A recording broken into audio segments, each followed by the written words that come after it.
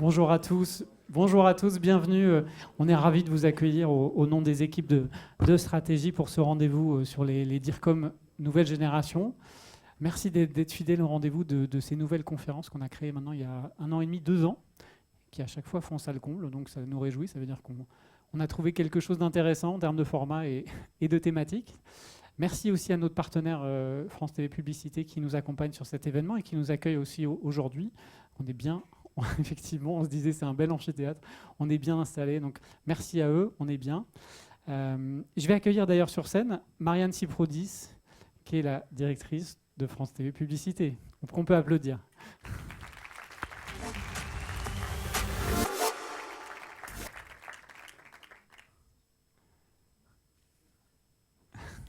Je te tends le micro. Merci. Bonjour à tous.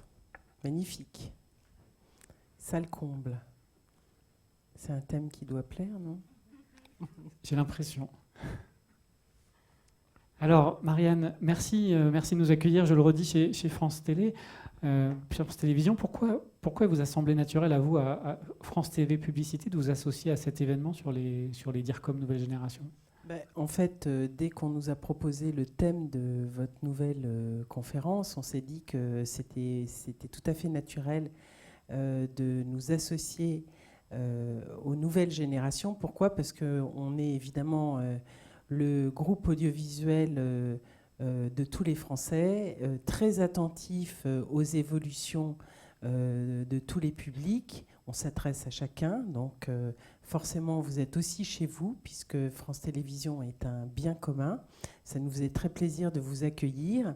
Et puis parce que on suit à la régie publicitaire très précisément l'évolution des attentes de nos clients, des annonceurs, et on trouve que c'est très intéressant de travailler, de collaborer avec les nouveaux DIRCOM, ceux qui travaillent d'une façon un peu différente, qui ont connu, on va dire, dans les 5 ou 10 dernières années, qui ont une montée en puissance dans un contexte qui était très particulier, où ils ont dû s'adapter en permanence.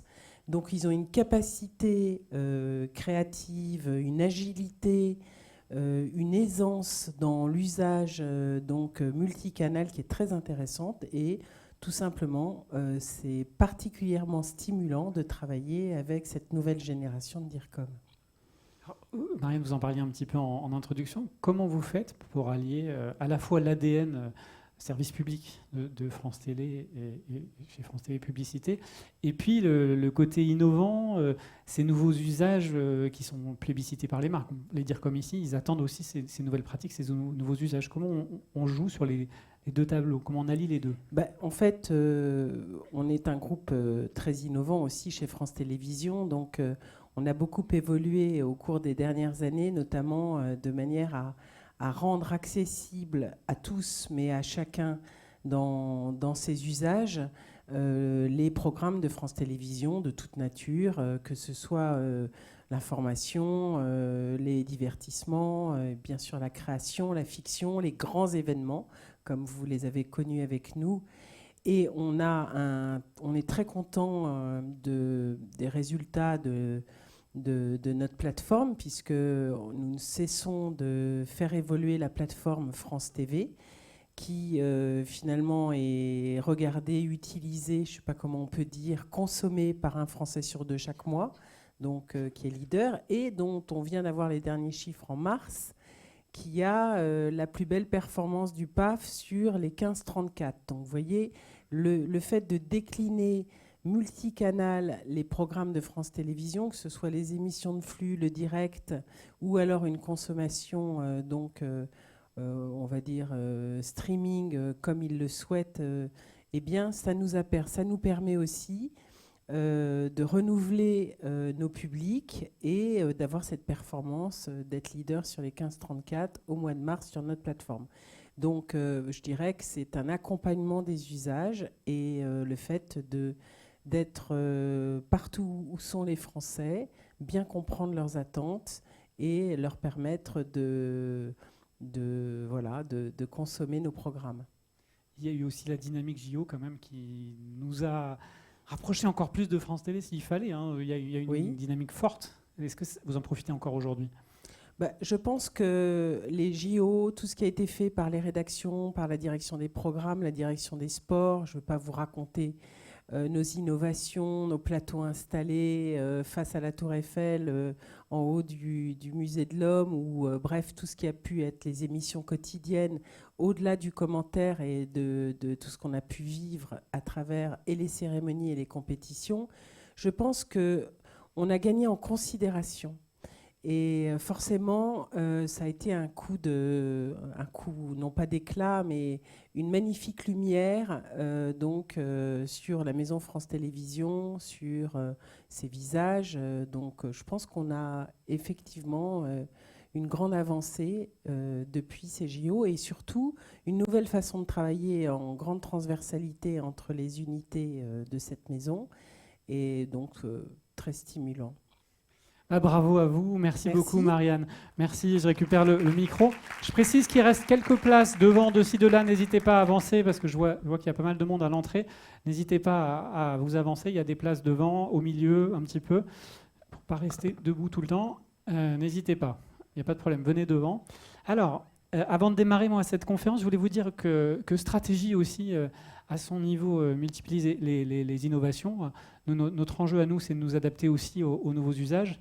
Donc récemment, on a lancé nos stratégies sur WhatsApp. On a notre compte média sur WhatsApp. Bientôt 1 millier d'abonnés sur WhatsApp.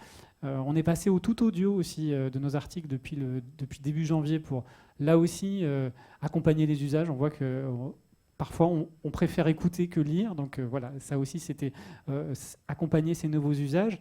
On a relancé une newsletter hebdo il y a quelques semaines sur l'IA, parce qu'on voit que ces articles-là sur la transformation et la formation à l'intelligence artificielle intéressent beaucoup. Donc, qu'on relance là, qui est en train de partir tous les jeudis à 17h, et qui compile nos meilleurs articles sur l'intelligence artificielle. Voilà un peu les derniers lancements de Strat, et puis l'appli Stratégie, nouvelle version qui est disponible dans les apps côté Apple comme côté Android, et n'hésitez pas à la télécharger. Dans tous les cas, il y a un seul objectif pour nous finalement, c'est de vous accompagner au mieux, d'être au plus proche de vos usages professionnels. On est un média professionnel, donc voilà, c'est ça notre objectif, c'est que finalement de vous suivre sur les nouveaux terrains. WhatsApp est devenu un canal professionnel, donc ça nous a semblé naturel et légitime de vous accompagner sur ce canal-là. Donc abonnez-vous à Strat si ce n'est pas encore le cas, ça nous soutient aussi. Stratégie, c'est une rédaction d'une quinzaine de journalistes, de cartes de presse, qui a besoin aussi de votre soutien, donc n'hésitez pas à vous abonner si ce n'est pas encore le cas. Voilà. Je voulais remercier Didier Siamour qui a travaillé en amont sur cette conférence, qui a préparé toutes les interviews qui a fait toutes les interviews qui sont dans ce magazine que vous retrouverez à la sortie si vous ne l'avez pas encore pris, puisque nos DIRCOM font la couve de ce numéro de cette semaine. Donc merci à lui pour ce travail. Et puis on va démarrer tout de suite avec une première interview de DIRCOM avec Tom de Maison, qui est le directeur de la communication d'Iomoni, qu'on peut applaudir et que j'invite à venir sur scène.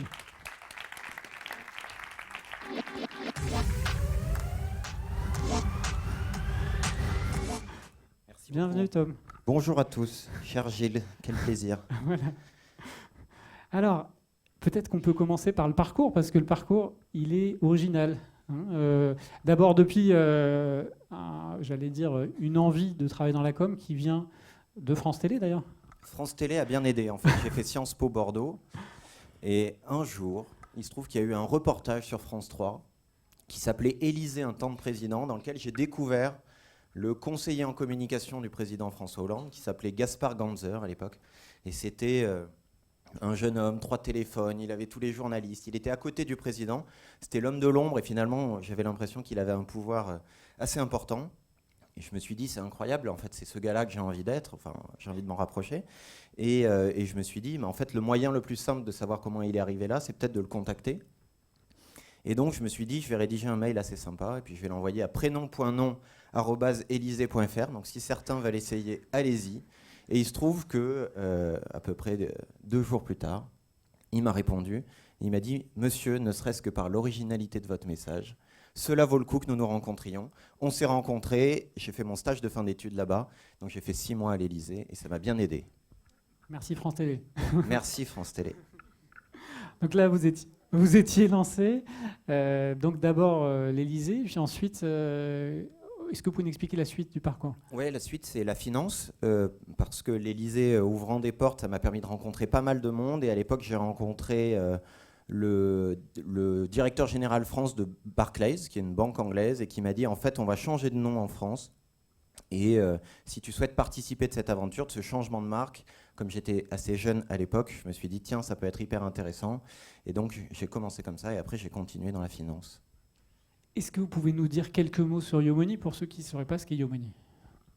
Alors, Yomoni, c'est de l'épargne en ligne, c'est-à-dire que vous connaissez tous les banques en ligne, donc avec tout l'aspect banque au quotidien, le fait d'avoir une carte bleue, du crédit, etc. Nous, on fait uniquement de l'investissement et de l'épargne. Donc, en fait, vous pouvez venir chez nous pour placer votre argent aujourd'hui et le récupérer demain, avec, évidemment, on espère une plus-value assez conséquente. Mais donc, on est investi essentiellement en actions sur les marchés mondiaux et notamment américains. Donc, autant vous dire que ces derniers jours, on a sué 2-3 gouttes. Mais voilà, ça descend, ça monte, c'est le principe des marchés, mais ça illustre bien la thématique du jour, qui est de dire est-ce que la communication se réinvente? Et dans une crise comme celle-là, nous, on le ressent. C'est-à-dire que tout de suite, on doit avoir une communication auprès de nos clients, parce qu'évidemment, ils s'inquiètent. Et donc, on doit réimaginer la proximité avec eux. Et ça, je trouve que c'est un des piliers, je dirais, de la communication d'aujourd'hui, en tout cas de mon point de vue. Savoir réassurer les clients quelque part. Savoir les réassurer, mais c'est surtout le faire beaucoup plus vite. C'est-à-dire qu'aujourd'hui, les demandes, elles sont quasiment immédiates. C'est-à-dire qu'avec l'accès aux performances des contrats en instantanéité, immédiatement, on a les questions qui vont avec. Donc quand on a des portefeuilles, évidemment, qui passent un peu dans le rouge ou beaucoup dans le rouge, notre travail, c'est tout de suite de mettre des experts en face des clients et donc de mettre en place des communications vidéo, écrites, des formats courts et aussi des formats plus complets. Et on se rend compte qu'il y a une vraie attente autour de ça. Et je pense que c'est tout à fait légitime. Et justement, ça nous amène à l'innovation dans la com, à l'heure du total vidéo. C'est comment vous voyez cette innovation et quels sont les canaux, vous en parliez un petit peu, mais que vous utilisez le plus? Oui, alors ce qui est structurant pour moi, c'est vraiment cet aspect instantanéité. C'est-à-dire que j'ai l'impression qu'on a complètement réinventé le rapport et la proximité qu'une entreprise pouvait avoir avec son client. On est dans un format d'instantanéité, d'échange en direct, et donc on n'a plus totalement et 100% la main sur les communications qu'on peut avoir. Ça m'amène au deuxième point qui est la communication efficace existe, la communication parfaite, elle n'existe pas. C'est-à-dire que je pense qu'il est important aussi de savoir dire non, et de savoir à un moment trancher pour dire maintenant il faut qu'on délivre ce message-là. Parce que sinon on est dans une quête perpétuelle du message parfait et finalement le mieux est l'ennemi du bien et on n'arrive jamais à délivrer. Donc une des dimensions que j'ai pu voir en travaillant à la fois dans un très grand groupe et aussi dans une boutique un peu plus petite, c'est que dans les grands groupes, il y a parfois cette difficulté à savoir trancher et à délivrer un message ou une communication tout de suite. Du prisme qui est le mien, j'ai l'impression qu'aujourd'hui il faut savoir délivrer un message en instantanéité, ça c'est un élément qui est structurant. Et puis savoir faire preuve de pédagogie. Aujourd'hui, les marchés financiers, la finance dans sa globalité, c'est quelque chose qui est beaucoup plus débattu que ça ne l'était à l'époque. Le sujet de l'argent est beaucoup plus populaire, on en parle de plus en plus. Et donc il est important qu'il y ait des acteurs qui amènent de la pédagogie. On ne peut pas le faire seul, ça veut dire qu'il faut faire incarner cette parole, en tout cas c'est l'impression que j'en ai. En tout cas dans notre secteur, on a l'impression que les acteurs qui réussissent le mieux à faire parler de leur sujet, ce sont ceux qui arrivent à faire incarner leur parole. Donc ça peut être par la voix d'influenceurs ou par la voix de porte-parole qui sont directement identifiés. Mais ça, c'est des éléments qui sont extrêmement importants et ça va avec le tout vidéo. C'est-à-dire qu'aujourd'hui, l'un des principaux canaux d'information, c'est les réseaux sociaux, et notamment via le format vidéo. Donc nous, quand on pense une communication, même une communication de crise, on l'imagine aussi et surtout en format vidéo. Alors, vous parliez d'incarner. Je pense qu'il y a une campagne que tout le monde connaît, que vous avez réussi à beaucoup quand même avec cette campagne. Je propose qu'on la regarde. Ok. On va la tourner, Michel. Y a pas un peu trop de logo, là? Eh ben, c'est un peu ce qu'on s'était dit, Michel. Et je fais quoi? Rien. Allez, tout le monde en place, on la tourne. Et action, Michel. Je fais rien? Top drapeau. On peut se rapprocher un peu plus, là, sinon on va croire qu'on s'est payé le sosie. Tu peux descendre, là, sur les récompenses. Ouais, voilà, c'est mieux. Quand vous voulez, hein. S'il avait mieux géré son épargne, Michel Polnareff n'aurait pas besoin de faire la pub de nos solutions d'épargne. On ira tous chez Yomoni. Même moi. Pas mal, hein? Bon, ça, c'était sympa. C'était Ouais. sympa à faire. Et surtout, il est très sympa, en fait, hein. L'entourage est un peu plus compliqué. J'espère qu'il n'y a personne. L'entourage est un peu plus compliqué, mais lui est très, très sympa. Il s'est vraiment prêté au jeu. Et puis voilà, on voulait faire un truc un peu déconnant qui sorte des communications qu'on a l'habitude de voir dans le secteur financier. C'est-à-dire que le fait d'avoir une voix assez distincte, je pense que c'est un élément aussi qui est important et qui est différenciant. Aujourd'hui, quand on regarde les pubs de l'univers financier, c'est souvent, je dirais, les mêmes images, en tout cas les mêmes ressorts à la fois graphiques et textuels qui ressortent. Et on voulait quelque chose qui soit un peu différenciant et qui nous permette un petit peu de sortir du lot. Donc le fait qu'il ait accepté de jouer l'homme sandwich comme ça nous a beaucoup étonné. Et puis on s'est dit que là, on tenait vraiment un ressort qui était particulièrement puissant. Et d'ailleurs, on a fait le lancement avec France Télé.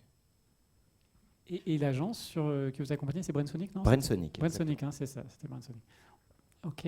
Est-ce que ça a eu un impact? Quel impact ça a eu Oui, cette forcément. campagne? Ça a eu évidemment un impact sur la notoriété. On a fait x3 à peu près en termes de noto. Aujourd'hui, en notoriété assistée, quand on pose la question « Connaissez-vous Yomoni ?», on est à peu près à 1 Français sur 10 qui nous connaît. Donc on doit continuer de travailler parce que dans la finance, le fait de connaître l'acteur auquel vous confiez votre épargne, c'est un élément qui est assez structurant. C'est-à-dire que contrairement à d'autres univers, il n'y a pas d'achat d'impulsion et ce n'est pas forcément la meilleure offre qui l'emporte. C'est surtout celle qui a le plus de crédibilité sur le long terme parce que c'est un argent qu'on va récupérer dans 3, 5, 7, 10, 20 ans.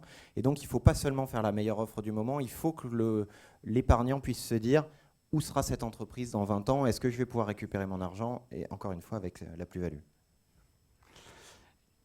Ok, quels sont les enjeux maintenant à suivre dans ce contexte qui est un peu incertain? On le voit, c'est pas simple.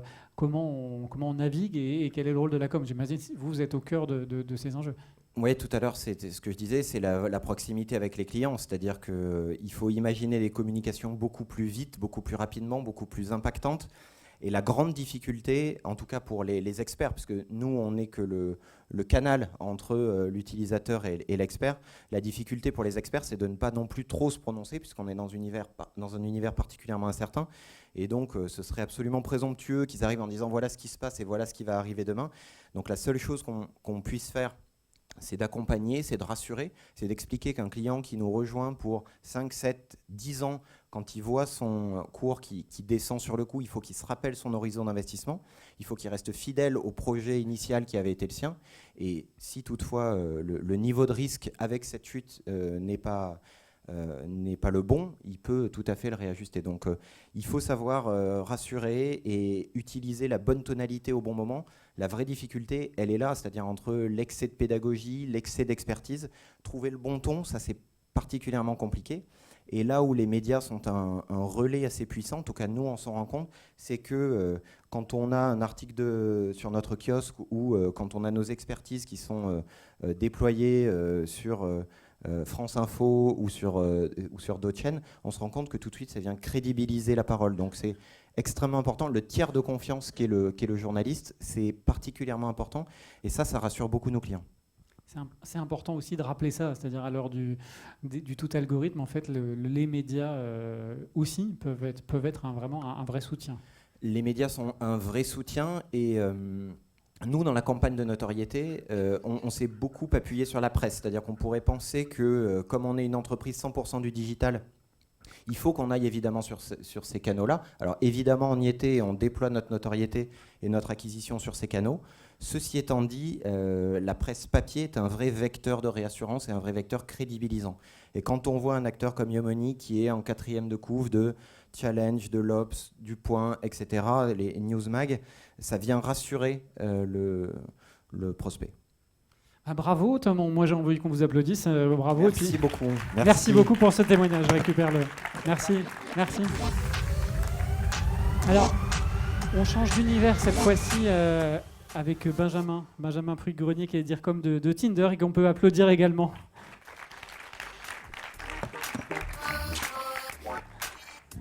Bienvenue Benjamin. Alors, là aussi, un parcours plutôt original. Est-ce qu'on peut en dire quelques mots, Benjamin ? Ouais, bonsoir. Moi, ma vie perso a beaucoup influencé ma vie professionnelle. Quand j'avais 18 ans, j'ai fait mon coming out à mon père qui m'a foutu à la porte. Et donc, je suis parti de Bordeaux, je suis arrivé à Paris. Et je me suis dit, qu'est-ce que je fous? Donc, j'ai bossé dans des restos, j'ai rencontré plein de gens. J'ai réussi par chance à choper un stage chez Publicis comme concepteur-rédacteur. Ça a pas mal marché. J'ai continué après, je suis parti chez TB faire de la conception-rédaction et je bossais encore dans les restos. Et un jour, je servais une cliente et elle me disait genre, t'as l'air beaucoup trop intelligent pour continuer à servir des pizzas, viens bosser dans mon agence RP. Et donc je suis allé chez IE à l'époque, où je faisais très clairement des relations presse. À l'époque, c'était un autre type de relations presse.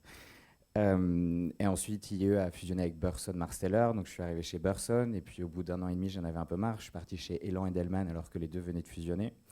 Et puis je suis parti de chez Elan Edelman, je suis allé chez Cohn & Wolf où je dirigeais le département digital et marketing, qui ensuite a fusionné avec Burson. Et en fait, quand j'étais chez Burson, le premier client que j'ai gagné, c'était Facebook. Et donc quand je suis parti de chez Cohn & Wolf, la DIRCOM de Facebook m'a appelé, elle m'a dit viens, et je suis parti bosser chez Meta. Mon premier jour, c'était le jour de Cambridge Analytica. Une expérience fascinante. Ouais, la poisse un peu là. Et je suis arrivé, on m'a d'abord donné les rênes de la communication grand public, après la communication business, la communication des dirigeants pour Facebook. Après, j'ai pris dans mon scope Instagram, Messenger, WhatsApp, Oculus. 5 ans, j'ai gagné plein d'argent que j'ai jamais dépensé. Et j'ai fait un énorme burn-out et je me suis dit, je me casse de cette cage dorée et le prochain taf que je prends, je veux décider que ça ait un sens et je veux avoir les rênes de pouvoir faire ce que je veux. Et c'est comme ça que je suis arrivé chez Tinder. On est une entreprise très chelou puisqu'on fait beaucoup d'argent, on est 2. Oui, 2, alors Ouais. 2 en France, hein, c'est bien Ouais, ça. on est 2 employés. On a des jobs où, en fait, moi, nos titres, c'est country lead. Et donc, Anne-Sophie gère plus le marketing, les réseaux sociaux et l'influence. Et moi, je vais gérer tout le reste. Et donc, il y a dedans la communication, les relations avec les gouvernements, les investisseurs, les équipes produits, les associations. Bref, en gros, toutes les personnes qui veulent rentrer en contact avec Tinder. Donc, je pense que mon métier de DIRCOM que j'ai vu ne ressemble pas du tout à la fiche de poste qu'on peut voir aujourd'hui d'un directeur de la com. Et justement, vous me disiez quand on préparait cet événement, moi je veux pas être un RP à l'ancienne, et pourtant des agences de RP, vous en avez fait pas mal avant. Ça veut dire quoi? Ça veut dire pour moi que je me retrouvais à écrire des communiqués de presse stupides sur le lancement de volets roulants et que je me disais genre, en fait, je suis en train de vendre un service et je vois typiquement pas du tout l'histoire qu'il y a derrière. Enfin, qu'est-ce que les volets roulants racontaient de l'entreprise? Hors du message d'innovation, il n'y avait rien derrière. Et donc j'étais face à des clients où j'essayais de leur dire, vous ne pouvez pas peut-être essayer de changer de stratégie, ou peut-être que ce qu'on peut raconter, c'est plus un axe autour de la sécurité, le foyer des gens. Et en fait, je voyais des DIRCOM qui étaient là, genre, ah non, non, non, moi, mon boss, il veut 2 papiers dans Prise électrique magazine, faites-nous ça. Et franchement, c'était un peu le désespoir pour moi, parce que moi, du coup, j'étais tout jeune, j'étais pas trop con, et donc je délivrais les choses, mais au bout d'un moment, je me suis dit, quand moi, je vais arriver dans un job où j'ai les clés, il faut que je puisse réinventer la chose. Et quand je suis arrivé chez Meta, c'était le premier truc que j'ai fait, c'était de dire, en fait, c'est une entreprise qui a vu la vidéo avant tout le monde. Moi, j'ai passé des heures, il y a très longtemps, où on me disait, les équipes, il faut vendre les stories, il faut que les annonceurs achètent des stories, donc il faut qu'il y ait des papiers sur les stories, il faut qu'on parle de la vidéo. Et ça, c'était quand même il y a 8 ans. Et c'est devenu naturel pour moi. Donc, pour ça, je vois dans les passages aujourd'hui de communication, la vidéo, pour moi, c'est quelque chose qui, déjà, on travaillait dessus il y a 8 ans. Donc, ma question, c'est plus de dire, en fait, c'est quoi, en fait, le narratif d'après? Et vous disiez aussi, mais c'était un peu raconté dans votre parcours, que là, chez Tinder, vous avez repoussé les frontières de la com. Ouais. C'est pas que de la com, en fait. Enfin, en tout cas. 2 bons exemples. La semaine dernière, on a lancé la carte d'identité sur Tinder. Et ça, c'est un travail que moi, je bosse dessus depuis 3 ans. C'est typiquement pas un DIRCOM de travailler avec une équipe produit pour aujourd'hui bosser sur l'intégration technique de la carte d'identité. C'est pas forcément un DIRCOM d'aller travailler avec les équipes du gouvernement pour avoir les autorisations, avoir les associations qui puissent aussi backer le travail. Même si une grande partie de mon job sur la totalité, ça reste la com. Et ça, c'est un peu la spécificité. La semaine dernière, par exemple, je me suis retrouvé à dire si on met la carte d'identité sur Tinder, par exemple, comment on fait pour aujourd'hui les personnes trans? C'est une énorme question, puisque peu de gens le savent, mais la communauté qui grandit le plus sur Tinder, c'est la communauté LGBT. Et donc, du coup, il faut être extrêmement précieux dans la manière dont on intègre des produits pour que ça reflète aujourd'hui tout le monde. Et donc, c'est des questions sur moi. Je bosse avec SOS Homophobie là-dessus. On fait des brainstorms pendant des heures. On essaie de trouver l'intégration produit, comment on fait. Et donc, ça, c'est des spécificités qui font que je ne pense pas que j'ai un métier de DIRCOM, même si ma fiche de poste est DIRCOM, quoi. Et comment vous faites pour vous adresser à cette jeune génération qui est sursollicitée? C'est quoi vos codes un peu chez Tinder? Ouais, c'est hyper dur parce que 60% des membres de Tinder en France, ils ont entre 18 et 25 ans. Et donc, c'est véritablement notre cible. Quand ça dépasse les 25, vous êtes out of the game, désolé. Vous nous rapportez de l'argent et donc restez. Mais on sait que dans la construction aujourd'hui du futur de Tinder, qu'elle a depuis 12 ans, l'intérêt que nous, on va avoir, c'est essayer de capter l'audience de la nouvelle génération qui aujourd'hui ne paye pas sur Tinder, mais qui va payer dans les 10 prochaines années. Et donc ça, par exemple, un exemple clair, c'est pour le lancement en com de la carte d'identité. Moi, je ne suis pas allé chercher des médias traditionnels. Je suis allé chercher Hugo Décrypte, sans payer. Parce que j'aime pas trop donner de l'argent. Désolé, France TV, pardon. Je n'ai pas beaucoup. Mais en gros, la mécanique sur laquelle on discutait avec mon agence RP, c'était de dire, en fait, aujourd'hui, dans la réflexion, on veut qu'il y ait un maximum de personnes qui soient au courant de ça, et en même temps, on va aller chercher les jeunes. Et en fait, le KPI de com pour moi, c'était clairement d'avoir un post TikTok et Instagram sur le channel d'Hugo Décrypte, d'avoir son podcast, et évidemment, en complément, j'ai fait une grosse interview dans le Figaro pour parler, en fait, à l'ensemble en fait, des communautés qui sont autour de Tinder. Donc c'est des équilibres d'échelle où moi j'arrive à essayer de mêler des stratégies qui vont répondre à peu près à tout le monde. Et c'est quelque chose que j'ai appris chez Meta. Enfin, je me suis occupé chaque année des visites de Mark Zuckerberg. Et en bossant avec un gros monsieur comme ça, médiatiquement, il y avait une perception où les médias qui étaient importants pour lui, c'était des médias qui étaient statutaires. Donc, il fallait forcément que ce soit Le Monde, Le Figaro ou Les Échos. Et moi, j'avais un désaccord profond là-dessus parce que je n'arrêtais pas de dire on est une entreprise de la tech, on doit écrire le futur de la tech, et ce futur-là, ce n'est pas forcément de parler à des ministres ou des parlementaires ou autres. Il faut parler à ceux qui sont les plus jeunes et qui vont utiliser les produits.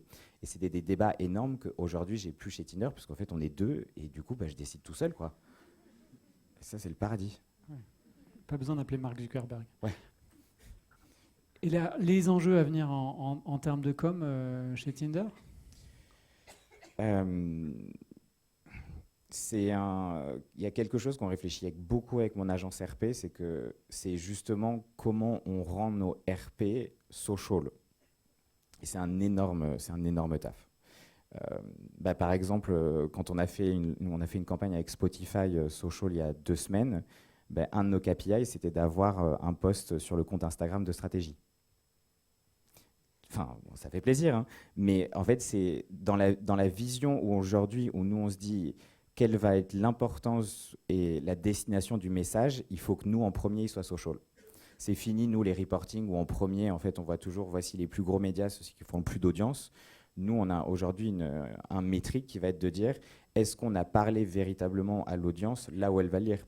Et donc, évidemment, les réseaux sociaux, c'est le plus important. Donc, on a changé un peu on n'a pas changé notre fusil d'épaule, mais autant on va toujours travailler avec les journalistes, mais on va énormément bosser avec les community managers, on va énormément bosser avec des freelances qui vont pouvoir bosser pour les rédacs.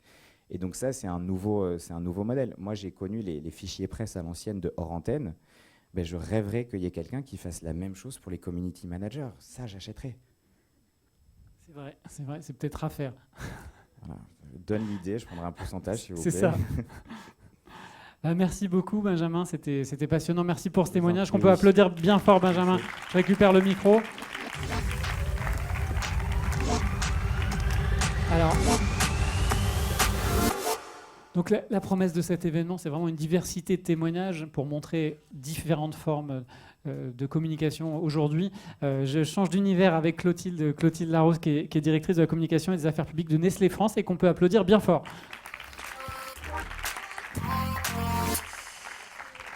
N'hésitez pas à venir vous asseoir. Il reste quelques places devant si vous souhaitez vous asseoir à droite, à gauche. Là, surtout à droite, mais n'hésitez pas.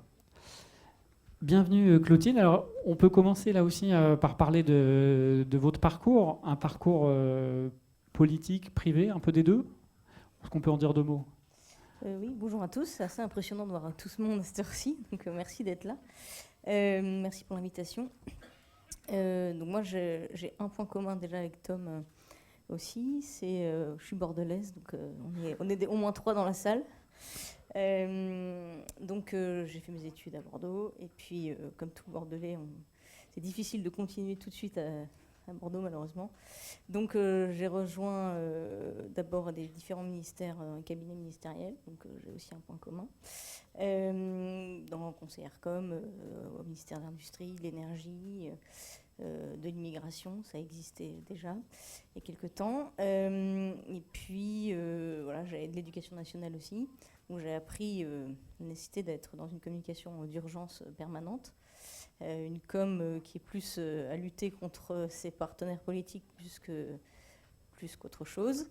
Et puis j'ai eu la chance aussi de naviguer dans grandes entreprises comme Enedis, dans le groupe EDF, mais aussi dans une industrie pharmaceutique chez OCP, un distributeur donc du B2B, beaucoup moins connu mais très passionnant, secteur pharma, et chez Monoprix récemment et Nestlé aujourd'hui.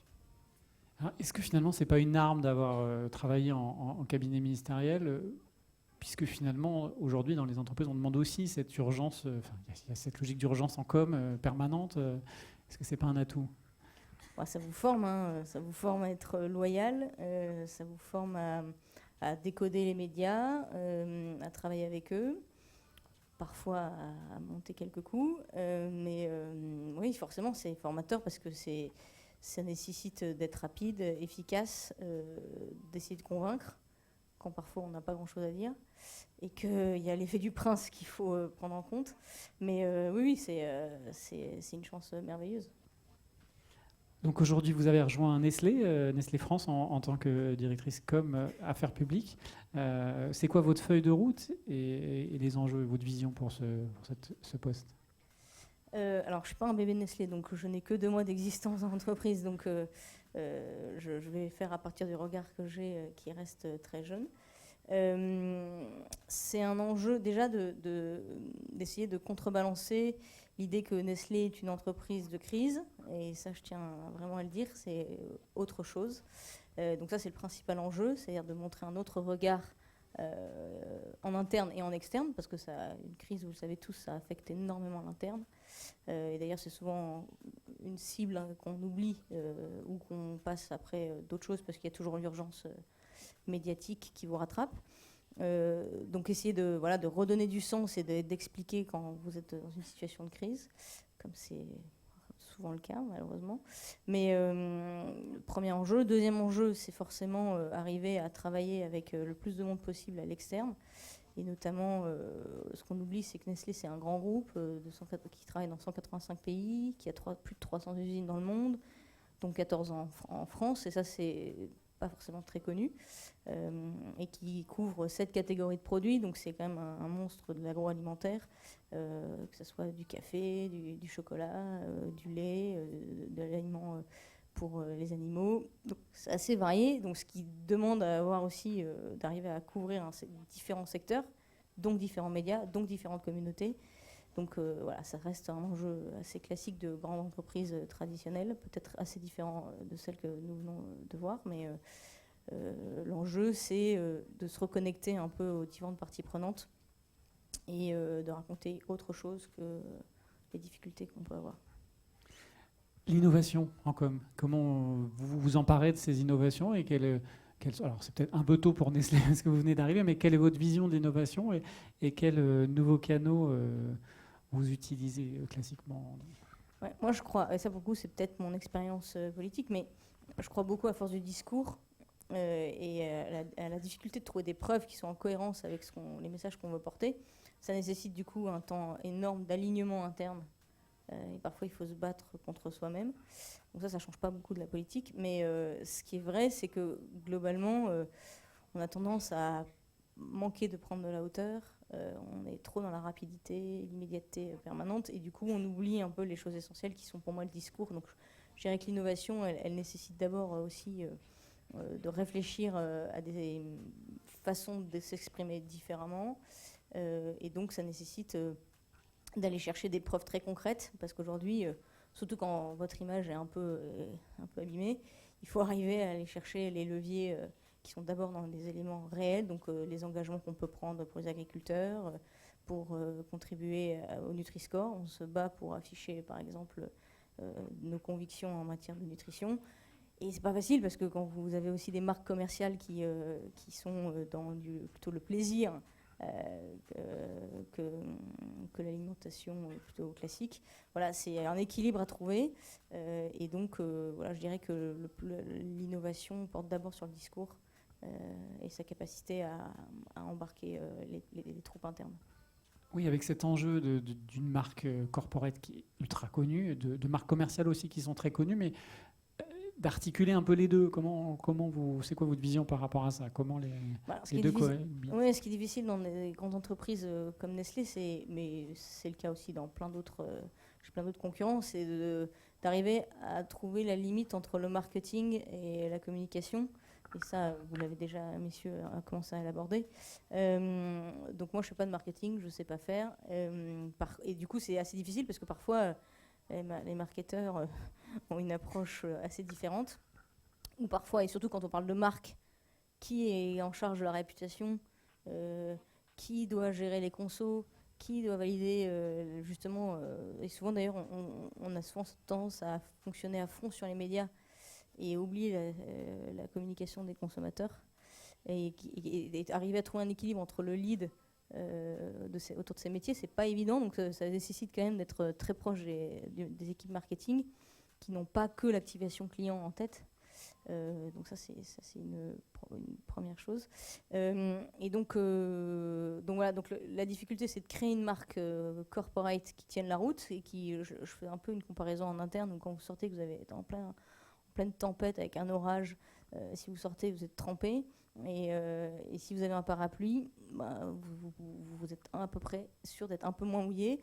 Et donc je considère que la marque corporate, c'est un peu le parapluie de l'entreprise versus une marque commerciale qui va vivre sa vie un peu comme ça, et que le job du corporate, c'est de protéger la marque commerciale.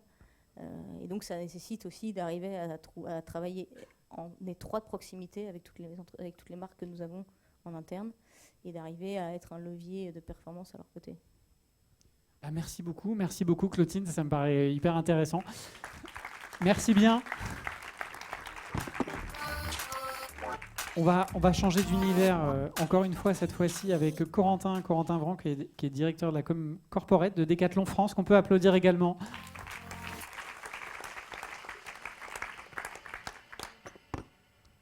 Bienvenue Corentin. Merci beaucoup. Bonjour à toutes et tous. Alors je vous présente un bébé décathlonien, c'est pas facile à dire. C'est pas facile à dire. C'est quoi un bébé décathlonien? Un bébé décathlonien, je me suis présenté comme ça quand on s'est rencontrés, en effet. Moi, parcours un petit peu moins varié que mes prédécesseurs, en tout cas mes différents collègues. Je me présente comme un bébé décathlonien puisque j'ai terminé mes études en stage et en alternance chez Decathlon. Et depuis 10 ans cette année, j'évolue dans la même entreprise. Bravo. Et à des parcours, à des métiers un peu différents. Ouais, exactement. J'ai commencé plutôt sur des métiers typés événementiels, donc plutôt en accompagnement de la stratégie événementielle des magasins français. Clairement, l'idée était de faire du sport à nos clients, donc plutôt sympa en tout cas comme image. J'ai ensuite continué plutôt dans des métiers de la communication interne, en créant la filière en France, en tout cas en réorganisant la filière en France dans une optique de fluidifier la com dans un monde un peu d'infobésité dans nos entreprises. Et comme ma collègue précédente, j'ai pris un nouveau mandat il y a quelques mois maintenant, et j'ai récupéré l'animation de la communication corporate pour Decathlon en France, qui anime plusieurs équipes. Donc dedans, j'ai gardé la communication interne. On a également la marque employeur, les relations presse, les affaires publiques, l'innovation sociale et un petit peu de com de crise, de temps à autre. Voilà, un beau panel. Alors, quels sont les enjeux pour vous à la com corporate principalement chez Decathlon ? Des enjeux assez multiples. On a la chance d'être une marque connue et reconnue en France, en tout cas là où j'ai mandat. Du coup, c'est aussi la difficulté. Mon enjeu principal, c'est de coordonner un petit peu toutes les équipes que je viens animer pour que le message soit fluide pour toutes nos parties prenantes. On en a parlé, je viens du monde de la com interne au départ. J'ai une conviction en tant que DIRCOM Corpo, c'est que nos collaborateurs doivent avoir l'exclusivité de à peu près tout ce qu'on fait dans nos entreprises, puisque demain, ça sera également nos porte-paroles. Et donc, j'essaye de remettre à la bonne échelle l'entièreté de nos parties prenantes, nos collaborateurs, nos actionnaires, nos clients, les relations qu'on peut avoir avec des médias également parfois. Donc, c'est essayer de jongler un petit peu avec tout ça pour avoir le meilleur message et en tout cas d'être capable de passer de manière fluide et compréhensible les différents messages que l'on souhaite passer. Mailler toutes les compétences de la com corporate, c'est ce que vous m'expliquiez quand on préparait cette intervention. Comment vous faites pour faire rayonner la marque? Elle est très connue, bien sûr, et en plus, à la sortie de cet événement des JO qui a encore porté la notoriété. Mais comment vous la faites rayonner à l'heure du total vidéo et des plateformes? On essaye de faire notre mieux. En effet, l'idée, c'est de s'adapter à la cible comme tout bon communicant. Mais vraiment, l'idée, c'est de prendre les nouvelles générations. On est une marque qui va avoir 50 ans l'année prochaine, donc avec une cible qui... en tout cas, on a accompagné beaucoup de familles françaises dans le sport. Et l'idée va être de toucher aujourd'hui les nouvelles générations en leur faisant vivre des expériences. Pour certains et pour ceux qui ont pu découvrir Decathlon il y a quelques années, en allant dans les rayons, en pouvant tester des choses. Decathlon se transforme légèrement pour devenir une marque à part entière. Et l'idée, en effet, va être de dire, on connaît Decathlon en tant qu'enseigne distributrice d'articles de sport. L'idée, c'est de montrer également ce qu'on fait en termes d'impact local, social. On fait pas mal de choses. Et ça va être en tout cas l'idée de la com corporate avec les nouvelles générations, de montrer ce qu'on fait, quel impact on peut avoir dans le quotidien des Français à une un peu plus grande échelle que simplement, entre guillemets, la communication de ce qu'on fait en termes de produits sportifs, par exemple. Et vous me disiez, quand on préparait cette intervention, en com interne, innover, c'est pas forcément d'ailleurs aller sur les plateformes sociales. Vous aviez 2 exemples, une radio interne et le retour du print. Alors là, ça m'a plu, là, le retour du print. Je me doute. On a notre magazine stratégie à nous en interne. Non, en effet, l'exemple que je vous donnais, c'est que sur la partie de la communication interne, on est 23 000 salariés basés sur le territoire français. C'est quelques 400 métiers différents. Du coup, il faut beaucoup vulgariser la communication qu'on souhaite passer. Et en effet, pour leur donner ce quart d'heure d'avance-là, on fonctionne exactement comme la com externe, à savoir quand on a une information à faire passer, qu'elle soit dédiée à leur métier au quotidien ou qu'elle soit d'ordre réputationnel ou des nouveaux partenariats, par exemple, on a décidé de le traiter sous forme de mix média. Donc on a mis en place différentes choses. On a un magazine qu'on appelle le Decat Mag, qui est envoyé dans la boîte aux lettres des 23 000 salariés en France. On a créé une radio un peu typée matinale, comme on peut l'entendre sur les stations de radio le matin, entrecoupée d'interviews internes et de musique. On a une newsletter un peu plus classiquement, mais en tout cas, l'idée pour nous, c'est de passer le bon message à la bonne personne. Et pour nos équipes qui sont parfois en retail, par exemple, plus en magasin, ils n'ont pas forcément de téléphone professionnel ou ils ne sont pas forcément devant un ordinateur. L'idée, c'est de les toucher par différents canaux de communication, exemple l'audio avec du podcast et de la radio. Alors l'autre dimension, c'est l'IA, parce que si en 2025, si un journaliste ne pose pas la question IA, il a un peu raté sa vie. Alors, est-ce que l'IA a déjà un impact sur votre façon de faire de la com? De plus en plus. Je pense pas encore pour prendre une majorité de notre quotidien. Par contre, c'était le propos de notre échange la fois dernière.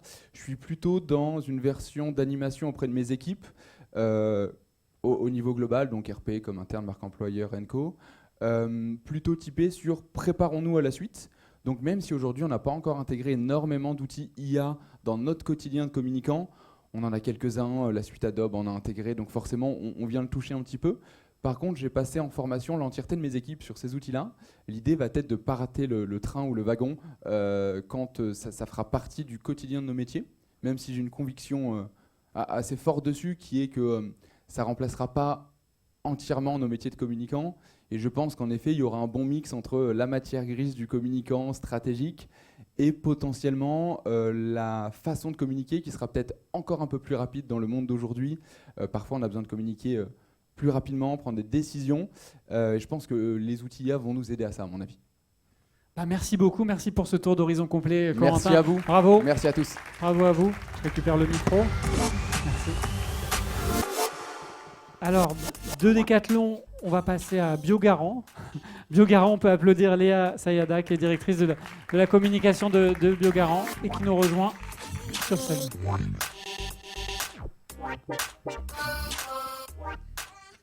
Bienvenue Léa. Je vous donne le micro. Merci Gilles. Bonsoir à tous. Là aussi, on va commencer par votre parcours, à vous. Un parcours plutôt agence. Un parcours qui a démarré en agence, en effet, chez Publicis, où j'ai eu la chance de travailler pendant plus de 7 ans sur des budgets comme L'Oréal, Nestlé, Renault, donc des grosses marques avec un véritable enjeu de stratégie de marque, de stratégie créative. Et puis, au bout de 7 ans, on va dire que le monde des agences a changé. Les missions aussi qui étaient attendues des agences ont évolué. Et donc, j'ai eu envie de passer de l'autre côté du miroir, donc côté annonceur. Et là, nouveau secteur, nouvelle culture, puisque j'ai rejoint les équipes Samsung dans la division smartphone objets connectés, où j'étais en charge de la communication et du marketing. Et là, là, je me suis connectée, on va dire, à tout ce qui était enjeu business et sur finalement comment une marque, avec toute sa puissance, arrive à atteindre les consommateurs, arrive à convertir en vente concrètement. Donc, on rentre dans un parcours d'achat sur des contenus qui sont orientés vente, sur une approche beaucoup plus héroïste.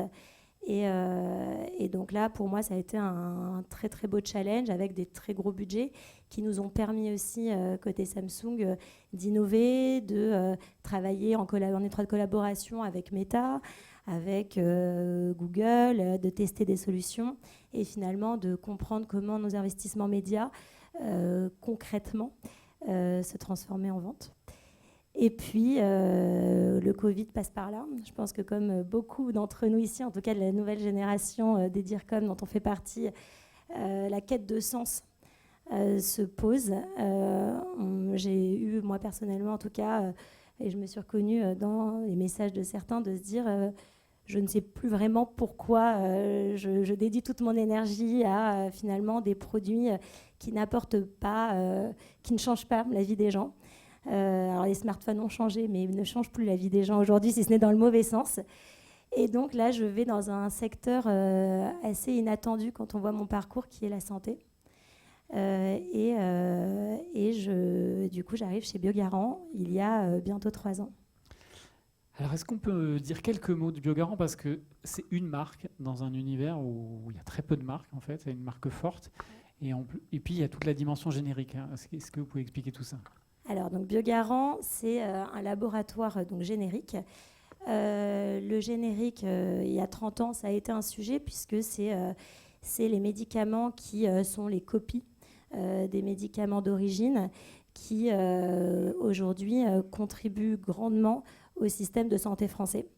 Donc, Biogarant a fait le pari, effectivement, il y a 30 ans, à sa création, c'est un laboratoire français, de créer une marque dans un univers sans marque. Pourquoi un univers sans marque ? Parce que finalement, quand on est un laboratoire de médicaments à l'origine remboursés, le premier client, c'est le pharmacien, qui avait des enjeux de substitution. Puis, en réalité, le patient, une fois qu'on a fait lever les freins de ce qu'est un médicament générique, accepte ce que lui prescrit, ce que lui donne son pharmacien. La réalité aujourd'hui, c'est que Biogarant s'est imposé comme un leader.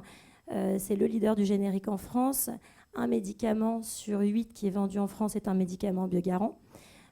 C'est aujourd'hui un acteur à part entière du système de santé français qui, en plus, depuis quelques années, s'est lancé sur l'automédication. Donc l'automédication, les médicaments non remboursés. Et là, c'est là où il y a un switch qui est intéressant, c'est que finalement, le patient devient consommateur, choisit une marque dans un univers qui, là, pour le coup, est très concurrencé, avec des marques qu'on connaît tous, qui sont même des réflexes, c'est-à-dire qu'on ne demande plus certains médicaments avec la molécule, mais on demande la marque. Et donc là, c'était comment Biogarant capitalise sur cette marque pour s'imposer aussi sur l'automédication. Alors, on va parler un peu d'innovation dans la com, surtout on va le montrer. On va regarder ce petit film Biox Stories. L'endométriose fait partie de ma vie. Mes premières règles sont arrivées à l'âge de 11 ans. Des règles qui ont tout de suite été très abondantes et très douloureuses. Les années passent avec des séjours aux urgences, avec des symptômes qui s'accentuent, les douleurs qui s'intensifient, des symptômes digestifs, des troubles urinaires également. Et arrive l'âge de 23 ans où on me pose le diagnostic de l'endométriose. La souffrance de l'endométriose, elle est multiple et on se sent vite incomprise. C'est une maladie invisible et de l'extérieur, les gens ne peuvent pas comprendre, ne peuvent pas voir la souffrance et les dégâts que fait l'endométriose de l'intérieur. Elle s'est emparée de moi, mais pas que de moi, elle s'est aussi emparée de ma vie professionnelle, de ma vie privée, de ma vie intime. Elle nous met à terre. Et pour autant, j'apprends à vivre avec cette maladie. J'apprends à profiter de tous ces moments plus doux que les crises que je peux subir au quotidien. Je profite de promener mon chien, de sortir avec mes copines. J'apprends à la dompter d'une certaine manière parce que j'ai pas envie qu'elle me prenne tout non plus.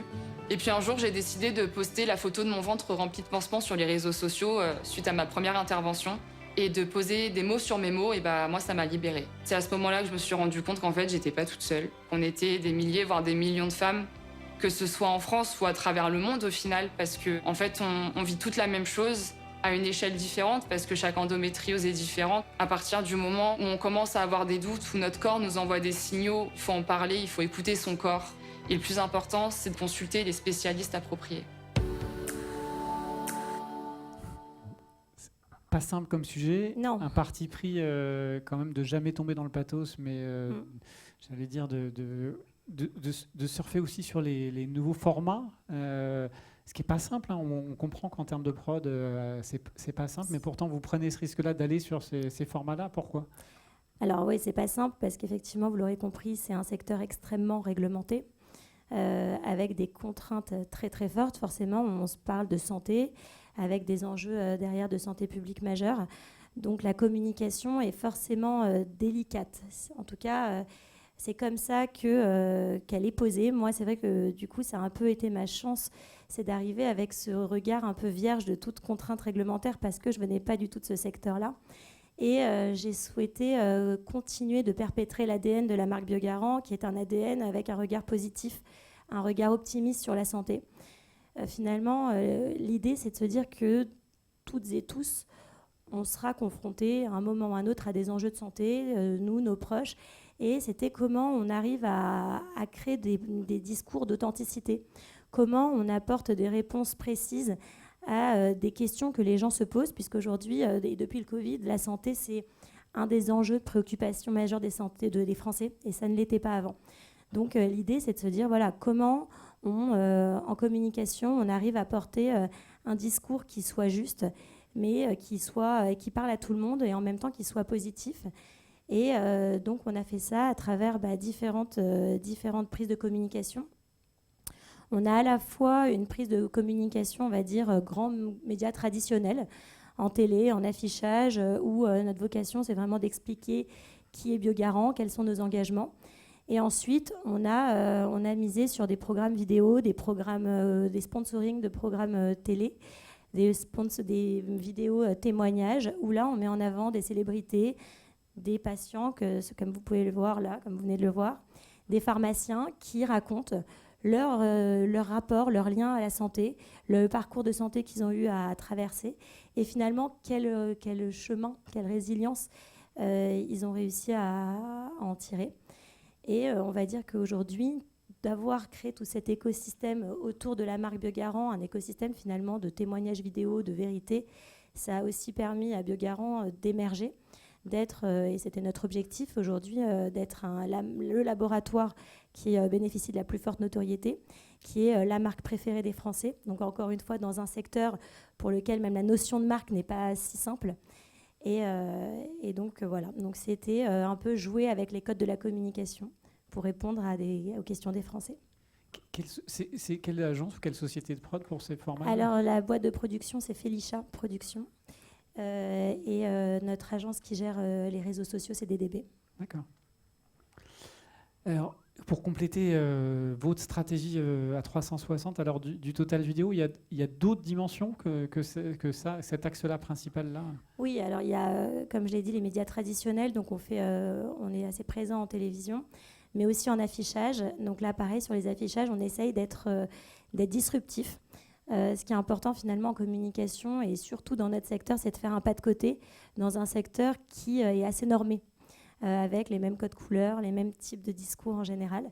Et donc, on a fait des affichages grandeur nature d'une notice de médicaments pour renforcer le rôle du pharmacien. Là, récemment, on a fait un affichage en mettant en avant la Joconde et d'autres grandes œuvres détournées pour parler de sommeil à l'occasion de la journée du sommeil. Donc ça, c'est la première grosse brique, on va dire, en communication. Et ensuite, derrière, c'est un écosystème aussi digital fort qu'on a construit avec une très forte présence sur les réseaux sociaux. On est premier aujourd'hui sur LinkedIn. On est numéro 2 sur Instagram. Donc là, pareil, on a un peu bousculé les codes parce que forcément, c'est des canaux sur lesquels les acteurs de santé n'étaient pas forcément hyper à l'aise d'aller, toujours parce qu'on est on navigue dans une réglementation qui est très serrée. Donc l'idée, c'est d'avoir un écosystème sur lequel on peut voir tous ces contenus, donc des messages, on va dire, à forte portée sur Biogarant, ses engagements, jusqu'à des messages beaucoup plus de proximité avec des témoignages comme cela. Merci beaucoup, bravo Merci à vous. à vous. Merci pour ce témoignage, Léa.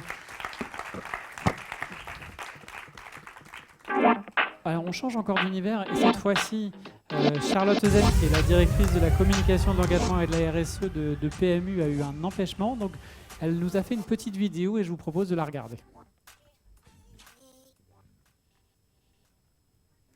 En 2025, être directeur de la communication, ce n'est plus seulement gérer l'image de l'entreprise, c'est véritablement porter le sens. C'est une fonction d'impact, c'est une fonction d'engagement et c'est une fonction de courage. C'est se dire que la communication, ce n'est pas seulement un vernis sur les sujets stratégiques de l'entreprise, mais c'est véritablement la colonne vertébrale qui permet de raconter, de fédérer, de structurer le récit et les engagements de toute l'entreprise. C'est pourquoi le directeur de la communication, c'est aussi celui qui fait le tri entre les différents sujets, celui qui ose choisir les combats. Et c'est en ça d'ailleurs que c'est prioritairement une fonction de courage. C'est celui qui pose les bonnes questions. Pourquoi on parle? À qui on parle? Pourquoi est-ce qu'on parle maintenant? Et surtout, est-ce qu'on est crédible et légitime pour préempter ces sujets? C'est aussi celui qui choisit parfois de ne pas parler tout de suite parce qu'il faut encore travailler en silence pour être prêt à le faire, pour être prêt à sortir du bois, pour être prêt à préempter de nouveaux sujets. Et cette fonction vraiment de vigie, de conscience de l'entreprise, elle est aujourd'hui absolument essentielle et primordiale. Le directeur de la communication, c'est aussi une fonction de lien. C'est une fonction qui fédère les équipes, une fonction qui les valorise, une fonction qui structure tout le récit de l'entreprise. La direction de la communication, c'est aussi celle qui raconte l'aventure de l'entreprise, qui donne très envie d'en faire partie. Et en cela, c'est une fonction qui permet vraiment de créer cette culture d'entreprise, cette marque employeur qui est aujourd'hui tellement essentielle en interne comme en externe. Ce qu'on dit beaucoup, c'est que la réputation d'une entreprise, elle part de l'intérieur vers l'extérieur. Et aujourd'hui, évidemment, les collaborateurs sont les principaux ambassadeurs de l'entreprise, ses principaux porte-parole à l'extérieur, ses faire-valoir, ses porte-drapeaux. Et en cela, tout le travail qui est fait sur les stratégies d'engagement sont aujourd'hui absolument indispensables, notamment d'ailleurs pour les nouvelles générations. C'est aussi quelqu'un qui ose choisir ses combats, même s'ils ne peuvent pas forcément plaire à tout le monde. C'est quelqu'un qui sait que la singularité des prises de parole aura toujours plus de poids que la neutralité.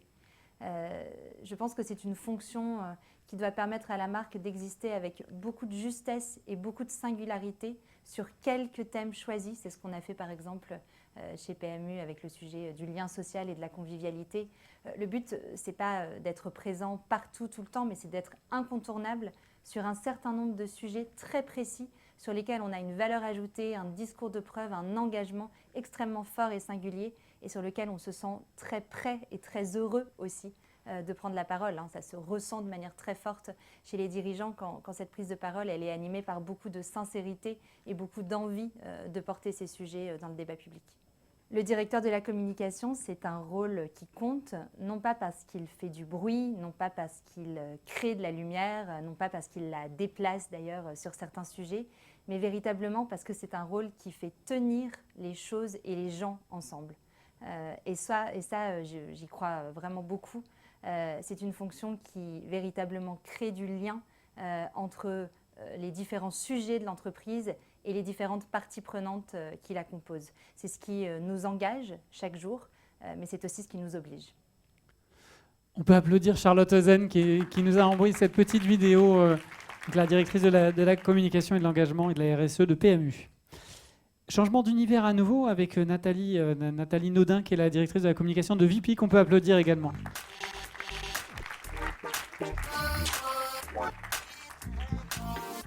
Bienvenue Nathalie. Bonsoir à tous, merci Gilles de cette invitation. Alors, peut-être qu'on peut là aussi dire quelques mots sur votre parcours. Alors, plutôt agence. Parcours plutôt agence, mais déjà 2 vies. Une première vie de danseuse classique. C'est vrai. Voilà. Reconversion parce que blessure. Et donc, quand même très liée à la créativité, le sens artistique, le beau. Donc, je me suis orientée naturellement vers la publicité. Donc, j'ai commencé en agence chez Publicis, comme certains de mes collègues. Et ensuite, le fruit des rencontres. Alors, pour moi, c'était pas Ganzer, ça a été Anomel et Anne Méo. Et le pouvoir, la compréhension du pouvoir de l'influence, de la force du discours. Et donc très vite orientée vers des agences RP, des agences de communication plus globales, Weber Shandwick. J'ai bossé ensuite de façon dédiée à Nespresso. Et puis VP. Où ça va faire bientôt 15 ans. Donc c'est une boîte dans laquelle je suis entrée. La boîte était toute petite. On faisait 900 millions de chiffre d'affaires. On était 700. Aujourd'hui, on est 5000. On fait 3,3 milliards. Donc j'ai vu cette croissance exponentielle. Donc le métier a beaucoup évolué. Mon métier a évolué, oui. Mon scope aussi. Ça, on va en dire quelques mots parce que c'est vrai qu'on n'a pas forcément suivi l'explosion. Alors la marque, on la connaît forcément, mais l'explosion de l'entreprise derrière, près de 5000 salariés, c'est ça ? C'est ça. Dans 10 pays. Dans 10 pays aujourd'hui, VP. Est-ce que vous pouvez nous en dire 2 mots en termes de positionnement de VP ? Alors VP, le métier initial, ça reste de découler les invendus des marques. Nos clients premiers, ce sont les marques qui nous confient leur stock. Et aujourd'hui, on répond à beaucoup de problématiques des marques dans leur notoriété, leur besoin de trafic en point de vente. Voilà, donc c'est le pionnier, l'inventeur du modèle de la vente événementielle en ligne. Donc c'est le premier à avoir inventé ça en 2001. 2007, quand il a ouvert le capital à un fonds américain, il y a eu 500 copycats dans le monde. Donc voilà, aujourd'hui, il est leader. On a racheté tous nos concurrents leaders dans les différents marchés dans lesquels on était implantés. Donc on est dans 10 pays aujourd'hui, au Brésil aussi. Voilà, donc une aventure incroyable. Et en tant que communicant, un métier très particulier pour moi, parce que c'est une boîte qui ne fait pas de publicité, qui n'a pas de marketing classique. Donc on fait du CRM, du SEO, mais vraiment toute la com se fait en résonance sur un travail d'influence, de communauté, de travail des communautés. Oui, alors ça m'a frappé parce que vous expliquez que c'est une agence intégrée d'une 60aine de créatifs. Oui, alors tout est intégré. En fait. Là aujourd'hui, le métier qu'on couvre, voilà, il y a les RP, il y a toute la partie influence, il y a toute la partie com interne, événementielle auprès de nos marques. Et il y a tout le branding. Et donc là, il y a effectivement une agence internalisée d'une 60aine de créatifs qui travaillent sur toute la plateforme de marque, l'identité de la marque, et bien 200 à 300 autres créatifs qui créent chaque jour les bannières sur le site. Ce sont les petites boutiques virtuelles qu'on crée pour chaque marque. Donc chaque jour, il y a au moins 200 nouvelles ventes ouvertes, donc 200 boutiques de marques à créer. Et donc c'est l'internalisation de cette chaîne créative qui est hyper puissante chez nous. C'est très fort. Et un modèle du coup du bouche à oreille plutôt, c'est ça ? Absolument. Alors ça, depuis les débuts de VP, c'est un principe fort auquel est attaché notre PDG fondateur Jacques-Antoine Granjon. Il a créé un blog au tout début de VP, le premier blog où il écoutait les conversations des consommateurs, nous on les appelle les membres, pour les remonter terrain de ce qui fonctionnait, ce qui ne fonctionnait pas. Et tout s'est construit comme ça, autour des différentes communautés, les écouter, leur apporter le bon message au bon moment, jusqu'à notre service client, où le leitmotiv, c'est de transformer un client mécontent en ambassadeur. Donc vraiment, tout se construit de la sorte chez nous en termes de com. Alors Orange dit Orange est là, chez vous on pourrait dire l'IA est là déjà. L'IA est là depuis un petit moment. Et où et de quelle manière? Alors absolument partout où on a pu l'intégrer. On travaille sur l'IA depuis 2018 chez nous. On a commencé par les sujets de personnalisation. Donc c'est comment vendre le bon produit à la bonne personne au bon moment. On travaille beaucoup sur la prédiction, notamment pour la gestion de nos flux, par exemple en entrepôt. On anticipe les volumes de produits reçus ou de produits qui vont être retournés. Donc c'est vraiment la gestion des flux au plus près, notamment de nos entrepôts. Ça va être l'IA sur l'image, mais ce n'est pas encore autant de l'IA générative. Et aujourd'hui, l'IA générative nous permet de travailler sur les traductions de nos fiches produits. Donc, on a des millions de fiches produits chaque jour à traduire dans différentes langues. Donc, évidemment, là, 100% de nos fiches produits sont traitées aussi en IA. Et quand je parle aussi de nos métiers, sur le sujet du traitement de l'image, c'est quelque chose d'extrêmement puissant pour nous parce que ça nous permet de produire encore plus d'images, encore plus de contenu vidéo aussi, et on fait beaucoup de tests sur le sujet. Beaucoup d'IA, beaucoup de vidéos. C'est aussi au cœur du modèle depuis longtemps. La vidéo, oui, depuis toujours. C'est-à-dire que chaque vente était annoncée par des petites bandes-annonces. Donc quand on sait qu'on a 200 ventes, créer 200 bandes-annonces, c'est des petits films publicitaires à chaque fois, de 30 secondes, 50 secondes. Là, l'évolution du modèle a fait que les consommateurs consommaient sur leur ordinateur. L'avènement du mobile a fait qu'aujourd'hui, 90% de notre chiffre d'affaires se réalise sur le mobile. Et donc, l'écran est devenu plus petit. Les bandes annonces n'avaient plus le même impact. Donc, on a révisé ce sujet-là. Mais aujourd'hui, la vidéo est très présente sur nos réseaux. Et on est en train de faire déjà des tests sur comment utiliser le visuel d'un pack shot produit. Parce que ça, c'est la nature même de notre contenu image, le produit des marques qu'on met en ligne sur le site. Et comment, à partir de ces packshots images produits-là, on peut arriver à créer des vidéos de 5 secondes, 10 secondes, 15 secondes. On est déjà en train d'implémenter ces innovations-là chez nous. Donc oui, la place de la vidéo est au cœur de tout chez nous. Merci beaucoup. Merci beaucoup Nathalie, qu'on peut applaudir. Merci.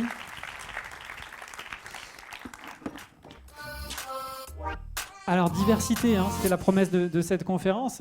Cette fois-ci, j'invite Anouk Pomar, qui est directrice de la communication d'Adecco, à me rejoindre sur scène. Et vous allez voir, là aussi, ça va être différent. Bienvenue Anouk. Merci Gilles. Merci de l'invitation. Merci d'être là. Alors, vous n'étiez pas destiné à dire comme. Ça commence bien. Alors, je vais faire une correction. Ouais, une petite précision, pardon. Je n'étais pas destinée à être DIRCOM, mais j'étais surtout pas destinée à être castée dans les DIRCOM nouvelle génération. Rapport au fait que l'année dernière, j'étais enceinte et tout le personnel médical m'a dit « Alors, la grossesse gériatrique, ça se passe bien ?» Parce qu'en France, après 36 ans, c'est la grossesse gériatrique.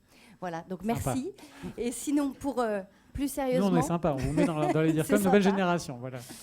Donc, nouvelle génération, DIRCOM, pourquoi? En réalité, je suis avocate et j'ai démarré au tribunal de Paris il y a, je dirais, 20 ans. Et en fait, ce qui s'est passé, c'est que je me suis aperçue que ce plaidoyer qu'on faisait, cette défense finalement d'intérêts communs, c'était quelque chose qui était applicable aussi au métier de communicant. Entre les deux, je vais vous résumer ça très rapidement, mais j'ai fait un peu de politique, un peu plus que Tom, et un peu plus que je ne sais plus qui en a parlé aussi, cabinet ministériel. Donc j'ai fait 9 ans de cabinet ministériel, donc c'est très déformant parce qu'on est dans des contingences, beaucoup de com de crise, beaucoup d'ajustements en permanence, de réactivité, d'agilité, mais ça sert beaucoup au métier de com dans l'environnement corporate aujourd'hui. Est-ce que vous pouvez nous dire 2 mots sur Adecco aujourd'hui, et plus que 2 mots d'ailleurs? Alors, Adecco, je pense que vous connaissez. J'ai une marque qui est un peu moins attrayante que ce qu'on a vu, puisqu'elle est B2B. Nous, on s'intéresse aux clients. Les clients sont les entreprises que vous représentez. Adecco, aujourd'hui, c'est un groupe qui pèse à peu près, je dirais, 70 milliards de chiffre d'affaires, 65 pays. Donc, c'est très lourd. L'activité première, c'est l'intérim. L'intérim, c'est donc mettre des gens à l'emploi. Et ce qu'on observe dans cette activité, en réalité, c'est que ce premier pas d'emploi, en réalité, se transforme en vrai emploi à la fin. C'est-à-dire que c'est un tremplin vers l'emploi durable. Et 80% des gens qu'on met sur le marché du travail ont un CDI au bout de 2 ans. Donc c'est super. Comment aujourd'hui vous exercez votre métier de DIRCOM ? C'est un peu dur. J'ai importé des choses de mon parcours professionnel, donc je suis toujours à la recherche d'idées, de créativité. J'ai une forte dominance en relations presse, évidemment. Et en réalité, ce métier, je pense que ce que j'ai pu constater de ce parcours, finalement, c'était que le rôle des entreprises aujourd'hui, il est aussi voué à changer et à prendre de l'ampleur, de plus en plus d'ampleur. Ce que ça veut dire, très concrètement, c'est que là où on attendait une parole publique très forte avant, ou une parole politique ou publique, aujourd'hui, nous, on va être questionnés sur des choses très importantes, type le Covid, les mesures de santé, comment réagir aux catastrophes naturelles. Et donc, on a un rôle sociétal très fort. Et je pense qu'on peut le pousser aussi depuis notre positionnement dans l'entreprise. Et en fait, ça, c'est vraiment, je pense, un acquis au fil de l'eau. C'est que la profession est davantage reconnue. Moi, je siège au COMEX. C'est un COMEX, il y a 7 personnes. Je suis très fière que la communication soit au COMEX à ces niveaux. Et je pense que la progression, on est sur la bonne pente pour investir l'ensemble du champ sociétal d'une entreprise. Parce qu'en fait, une entreprise, elle a beaucoup d'impact sur la société et sur le collectif. Comment vous voyez l'innovation ? Vous parlez d'imagination, il faut de l'imagination quand on est DIRCOM, il faut aussi innover, mais vous avez une vision de l'innovation qui est intéressante, je trouve. Je ne sais plus ce qu'on s'est dit. Vous me donniez par exemple l'exemple de décloisonner les sites, et en particulier celui qui est à Villeurbanne, de l'ouvrir sur la ville. Et ces exemples-là qui sont, on parlait de com interne et d'innovation en com interne tout à l'heure côté Decathlon, je trouve que l'innovation, c'est aussi des bonnes idées qui sont un peu back to basics des fois. Oui, c'est vrai. Et la com interne a un rôle quand même très spécifique dans nos métiers, c'est-à-dire qu'en fait, il faut animer un collectif. Et aujourd'hui, quand on passe 8 heures, 9 heures sur son lieu de travail, en réalité, son lieu de travail, il est bien plus qu'un lieu de travail. C'est un lieu de rencontre, c'est un lieu de partage, c'est un lieu d'animation du collectif, c'est un lieu où on peut avoir des débats sociétaux. Moi, j'en ai plein avec les DIRCOM. Comment est-ce qu'on fait quand à la machine à café, on a des positions qui s'accentuent et qui deviennent de plus en plus agressives ou compliquées, puisqu'en fait, nous, on est aussi un acteur en réalité de l'environnement social. Un exemple concret, c'est, je me souviens maintenant, c'est nous on a un énorme site à Villeurbanne et on a fait venir par exemple un spectacle de danse pour la réunion des commerciaux en se disant on va un petit peu les piquer à leur imaginaire, on va changer de braquet et on va les amener, au lieu de parler sales toute la journée, on va amener la Biennale de la danse de Lyon, la déporter sur notre site et ils vont danser sur les balcons. Et on a fait un carton plein. Donc, ce n'était pas grand-chose. Mais en même temps, on était très proche de l'environnement dans lequel on était. On s'inscrivait comme, non pas un lieu de travail clos, mais un lieu de travail ouvert sur le monde, quoi.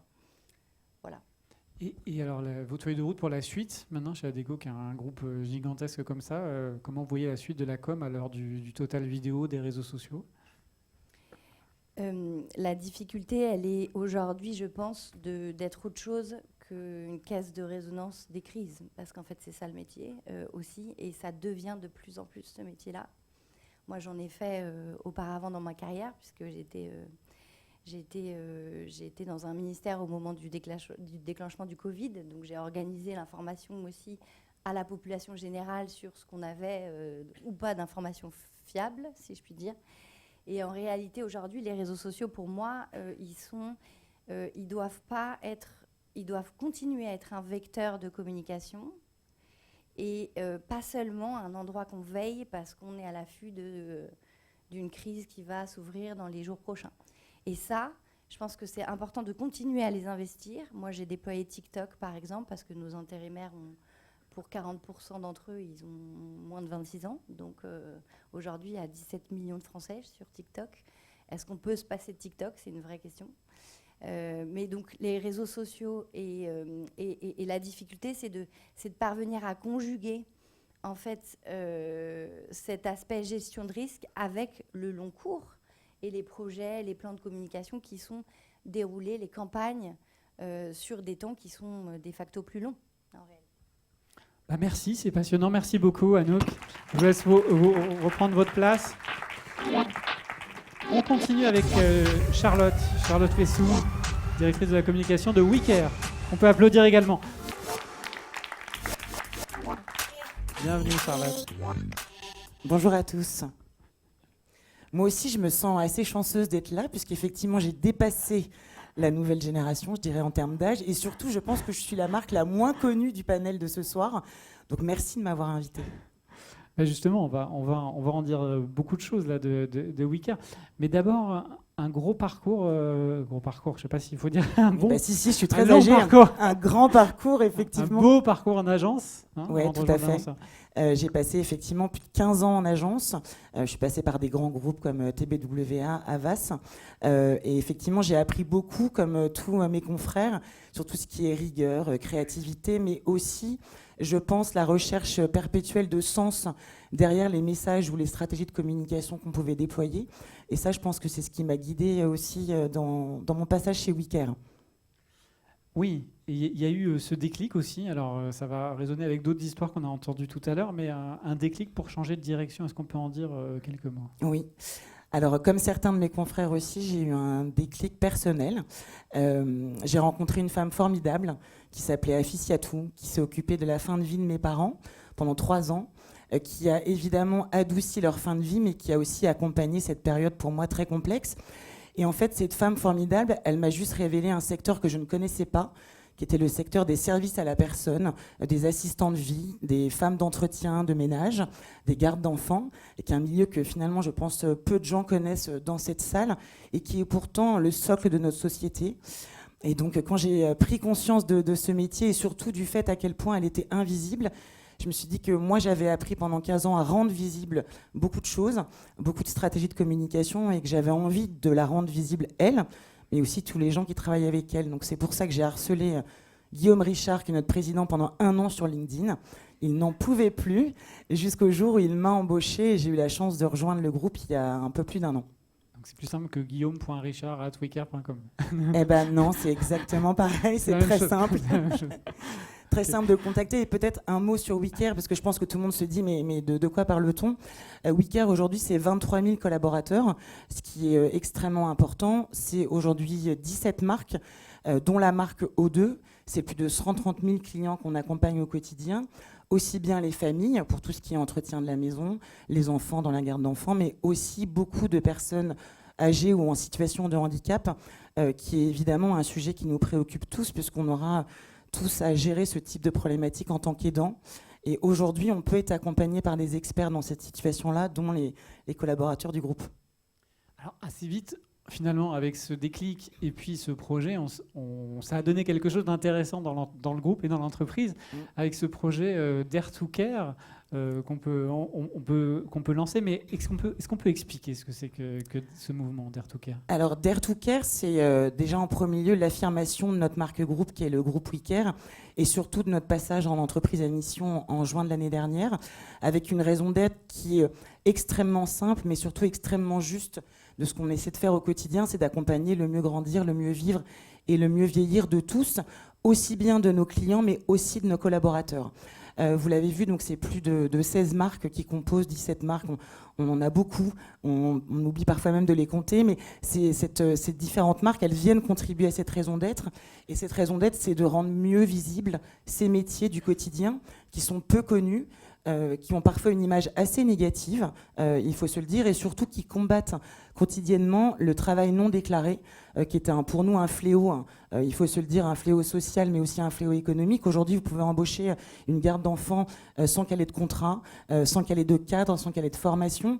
Et nous, notre combat avec le Dare to Care, qui veut dire évidemment osons prendre soin, c'est aussi un combat de révélation de ce métier, qui est un métier essentiel, de aussi déculpabiliser les Français, les Européens, de faire appel à des experts dans leur quotidien, parce qu'on le sait, on est des femmes et on culpabilise énormément de se faire aider dans le ménage, dans la garde d'enfants, en disant qu'on est une mauvaise mère. Et quand on est un aidant, on culpabilise aussi beaucoup de faire appel à des experts pour s'occuper de nos parents vieillissants, alors que c'est ça qui est vertueux pour la société. Donc Dare to Care, au-delà d'un magnifique anglicisme, c'est un mouvement, c'est pas une stratégie de communication, même s'il y a évidemment de la communication qui l'accompagne, c'est un mouvement de transformation culturelle.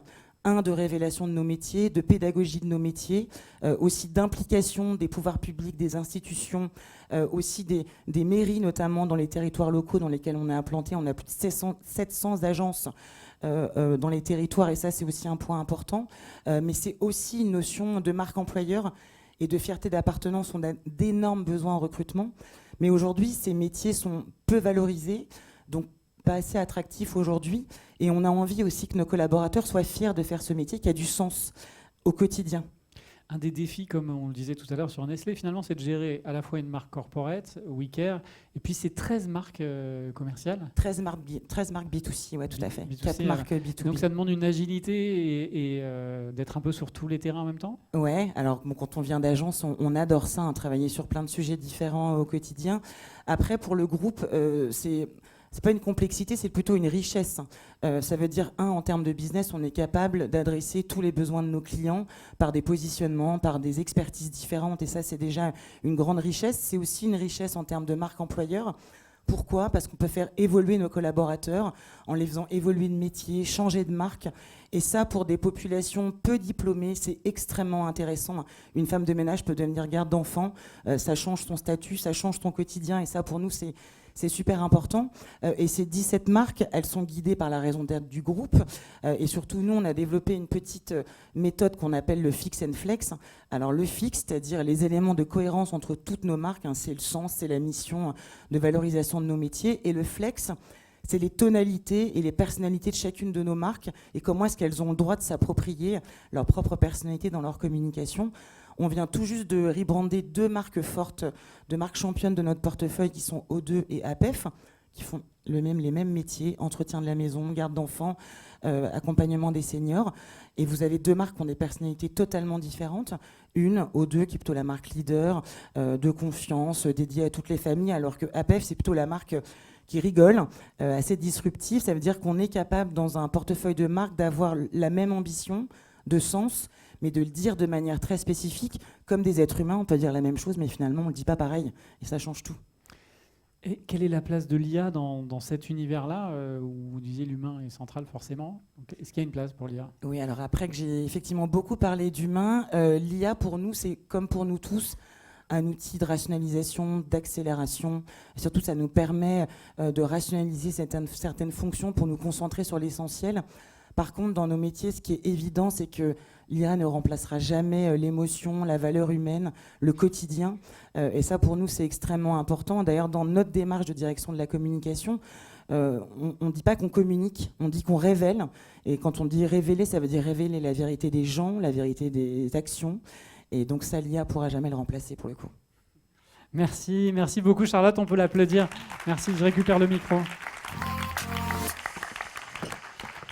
Et puis on va terminer par prendre la mer avec Yannick Berceau, qui est le directeur de la communication du Vendée Globe, qui est là avec nous.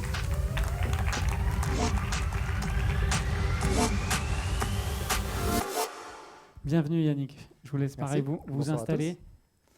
Merci pour l'invitation.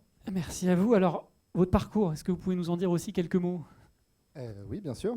En fait, déjà, depuis tout petit, toujours fait du sport et jamais pu me fier à un seul sport, donc j'ai un peu tout essayé. Je pense que d'ailleurs mes parents ont bien contribué au CA de Décathlon, très clairement. Donc naturellement, en fait, après le bac, du coup, j'ai fait des études de STAPS, donc les sciences techniques, activités physiques et sportives.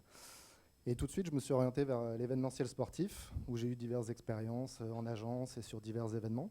Ça m'a tout de suite plu. Donc je me suis dit, clairement, tu as trouvé ta voie, donc continue. Donc j'ai fait après un petit tour en Australie, histoire de profiter et puis de parfaire l'anglais. Et après, je suis revenu en 2008, parfait, en pleine crise, gros sens du timing, pour trouver un premier emploi. Et assez vite, en fait, au final, j'ai trouvé à la Fédération d'Aviron. Donc c'est là où j'ai fait mes classes, où j'ai commencé assistant com pour, au bout de 8-9 ans, au final, prendre la direction du pôle événementiel, marketing et communication. Et puis après, j'avais besoin d'un nouveau challenge. Et ça coïncidait bien aussi avec une volonté de sortir de Paris et d'aller voir autre chose. Et du coup, il y a eu cette opportunité Vendée Globe. Et là, pour le coup, bon timing, puisque j'y suis parti juste avant le Covid. Et c'était pas mal de quitter Paris à cette époque. Bon, par contre, le problème, c'était justement de gérer un événement sportif en plein Covid. Oui. Où un des principaux aspects, c'est justement d'accueillir le public. Là, par exemple, sur cette dernière édition, on a accueilli 2,5 millions de personnes. Du coup, l'édition 2020, c'était un peu différent. Il n'y avait personne. Et ça a été vraiment un gros challenge, puisque on a passé, je pense, 1 an à se dire on y va pas. Mais au final, on y est allé et ça a été un beau succès niveau com. Oui, parce que être DIRCOM du Vendée Globe, c'est pas passer tout son temps sur un bateau, on est d'accord? Non. Et c'est pas non plus ne travailler que une année, parce que c'est tous les 4 ans, mais ça se prépare longtemps en avance. Non, être DIRCOM du Vendée Globe, déjà peut-être un petit rappel, parce que même si 9 personnes sur 10 sont censées savoir ce que c'est, selon Nielsen, pour la 10e quand même, je vais peut-être expliquer. Donc le Vendée Globe, en fait, c'est un concept hyper simple. C'est un peu la course à la voile la plus dure au monde. Principe très simple, donc c'est un homme, une femme, une personne en situation de handicap, un jeune, un vieux, des riches, des moins riches. Voilà, c'est vraiment l'épreuve sportive la plus inclusive au monde. Ils partent des Sables d'Olonne avec l'objectif de faire le tour du monde. Ils passent par les 3 caps, sous l'Afrique, sous l'Australie, puis le Cap Horn. Ils font le tour de l'Antarctique en gros, puis ils remontent. C'est le premier qui revient au Sables d'Olonne qui a gagné. Très simple, tout le monde comprend, et c'est ça qui fait d'ailleurs la force de l'événement.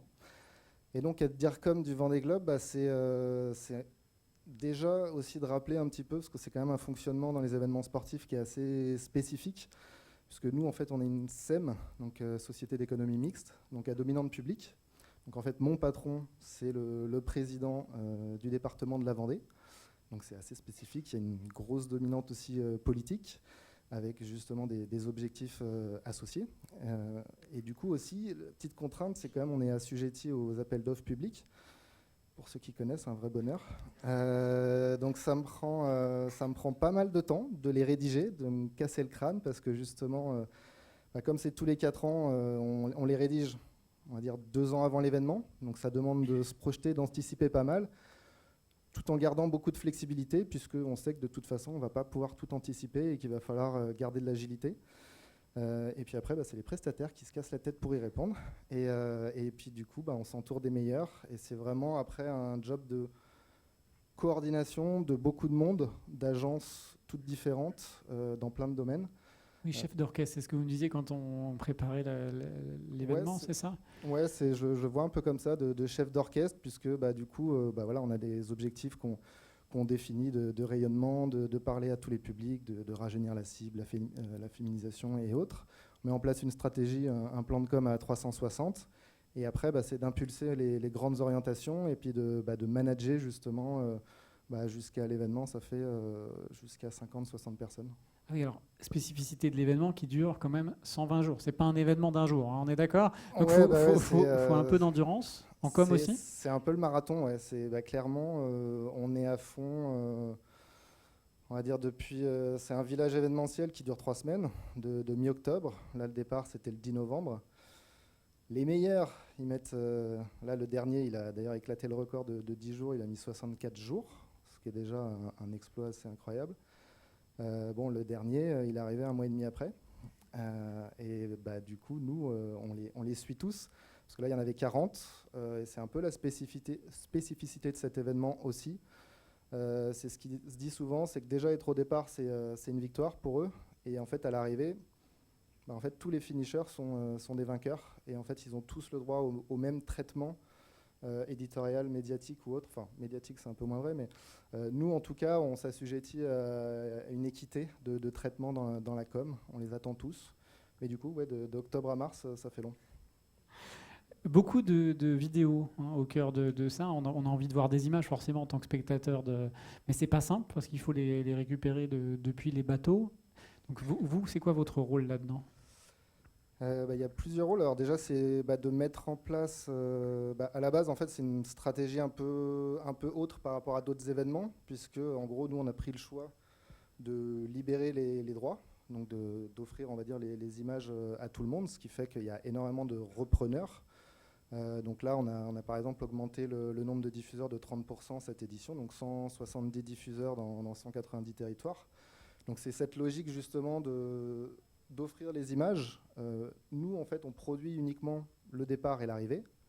Et puis au milieu, en fait, par rapport à d'autres événements, ce qui est assez étrange, c'est qu'on est dépendant en fait, des sportifs, puisque j'ai oublié de mentionner, le Vendée Globe aussi, ce qui fait son charme, c'est que c'est des solitaires. Ils sont tout seuls sur leur bateau. Donc aussi, quelque part, ils sont aussi créateurs de contenu, puisque c'est eux qui vont nous abreuver de vidéos et de photos, et nous, on est dépendants d'eux. Donc on est là, en fait, pour sublimer leur contenu. On les reçoit, on les met à disposition de tout le monde, on les retravaille, et on les adapte au code des différentes plateformes. Est-ce que justement, vous les formez un peu ou les sensibilisez en amont, avant qu'ils prennent la mer, à ça, à cette nécessité ou ce besoin qui témoigne en vidéo ? Ouais, tout à fait. Alors c'est plus facile avec certains qu'avec d'autres, parce que y a certains marins, ils sont un peu bourrus. Mais ouais, c'est essentiel, clairement. Et là, on a fait une collaboration d'ailleurs avec TikTok France, puisque ça allait bien avec notre logique justement de rajeunir l'audience. Et on a fait des séances de séminaires avec les skippers, avec vraiment des trucs très pratico-pratiques. Faites ça, pas ça. Le selfie qu'on a déjà vu 12 fois, c'est non, on va faire autre chose. Mais ce qui est important et ce qui marche très bien dans le Vendée Globe, c'est que justement, on a 40 skippers, tous différents, qui ont tous une histoire à raconter. Et donc, il y a un gros enjeu de storytelling. Et justement, après, c'est plus les former, en fait, à s'approprier les outils et à mettre ça en lumière, parce qu'en fait, ils ont tous des histoires incroyables. Et quand on apprend à les connaître, ils sont tous hyper intéressants. Et en fait, cette course, comme on l'a dit, elle est très longue. Et c'est ce qui fait aussi la force de l'événement, parce qu'en fait, ils ne peuvent pas tricher. Parce qu'en fait, pendant 3 mois, ils sont à fond, ils ne dorment pas. Enfin, ici, ils font des petites siestes de 30 minutes. Ils mangent du lyophilisé.